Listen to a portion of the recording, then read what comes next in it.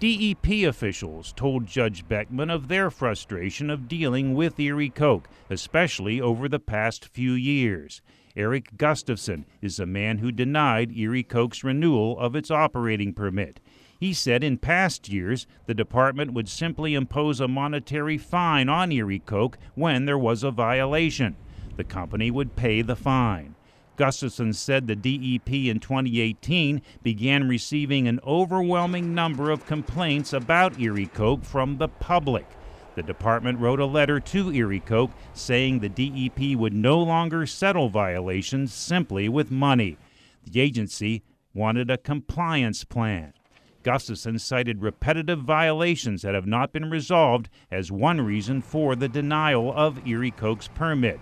Gustafson explained to Judge Beckman that Erie Coke needs a backup piece of equipment called an absorber, which deals with the abatement of hydrogen sulfide. According to Gustafson, every time Erie Coke's absorber is taken offline, there is a pollution violation at the plant. He said Erie Coke would not receive the renewal of its operating permit without that backup absorber. Gustafson said the permit expired in February of this year, but the DEP was hoping to receive an air pollution compliance plan from the company even after the deadline expired. Air pollution violations continued into June. Gustafson testified that he eventually realized that, quote, there was no end in sight to receive that compliance plan, so he denied the renewal of the operating permit on July 1st.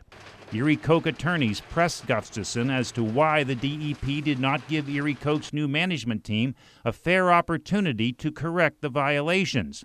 Those managers started their jobs only a few months ago. During the hearing, DEP attorney Doug Moorhead asked Erie Coke CEO Paul Safran if Erie Coke could meet the DEP's opacity guidelines for its smokestack. Safran said he could honestly say under oath that no Coke plant in the world could meet those requirements. He said it's a very difficult standard to meet. Erie Coke has submitted to the DEP a settlement offer of $3.1 million to begin making repairs to the facility, with $1 million being put in escrow to draw from as needed expenditures are made.